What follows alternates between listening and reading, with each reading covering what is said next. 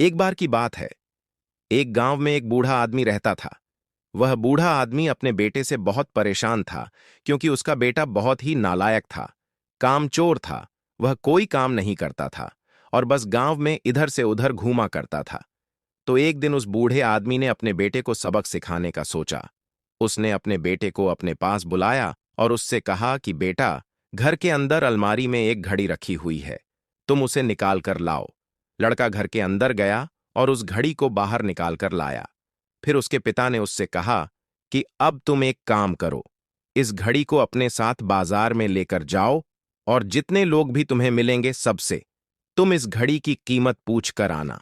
अब वो लड़का उस घड़ी को लेकर बाजार में चला गया। उसने बाजार में सभी लोगों से उस घड़ी की कीमत पूछी। किसी ने उस घड़ी की कीमत 500 बताई, किसी ने 1000, तो किसी ने 800। सभी लोगों ने उस लड़के को उस घड़ी की कीमत अलग अलग बताई। वह लड़का अपने पिता के पास वापस आया और उसने उनसे कहा कि पिताजी, सभी लोगों ने इस घड़ी की कीमत अपने हिसाब से बताई। किसी ने 500, किसी ने 1000, तो किसी ने 800। अब उस बूढ़े आदमी ने अपने बेटे से कहा कि बेटा ठीक है, घड़ी को तुम अलमारी में रख दो और जाओ। अब अगले दिन फिर से उस बूढ़े आदमी ने अपने बेटे को अपने पास बुलाया और उसे फिर से अलमारी से घड़ी लाने को कहा। लड़का फिर जाता है और अलमारी से घड़ी निकाल कर लाता है। और अब उस बूढ़े आदमी ने अपने बेटे से कहा कि बेटा जाओ और आज तुम इस घड़ी के अंदर जो समय चल रहा है उसकी कीमत पूछ कर आओ। लड़के को समझ नहीं आ रहा था कि उसके पिताजी उससे क्या करवाना चाह रहे हैं।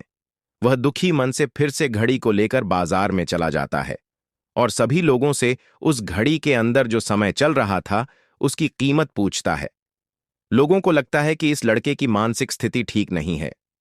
कल यह घड़ी की कीमत पूछने आया था और आज समय की बहुत से लोगों ने उसे भगा दिया और कुछ लोग उस पर हंसने लगे।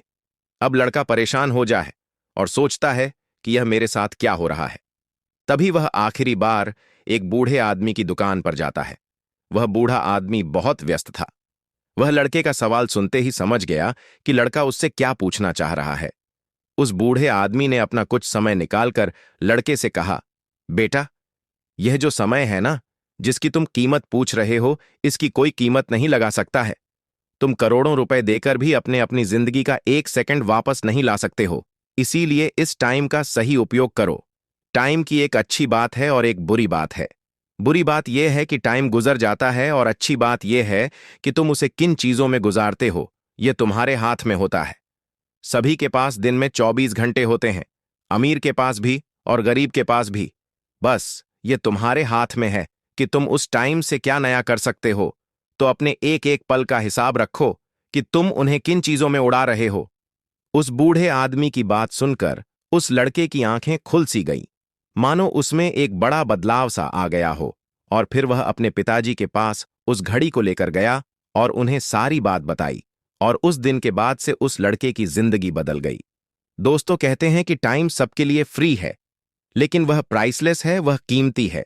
तुम उसे खरीद नहीं सकते, लेकिन तुम उसे इस्तेमाल कर सकते हो। तुम उसे रख नहीं सकते हो, लेकिन तुम उसे स्पेंड कर सकते हो। और अगर एक बार तुम इसे गवा देते हो तो तुम इसे कभी भी वापस नहीं पा सकते हो। तो अपने टाइम का सही उपयोग करो। तो अगर आप इस कहानी को और भी लोगों तक पहुंचाना चाहते हो तो इस वीडियो को लाइक करें, ताकि और अगर कहानी अच्छी लगी हो तो हमारे चैनल को सब्सक्राइब जरूर करिए। मिलता हूं मैं अगली बार इसी तरह की कहानी के साथ। तो सब्र करो, शुक्र करो और जिंदगी में आगे बढ़ो।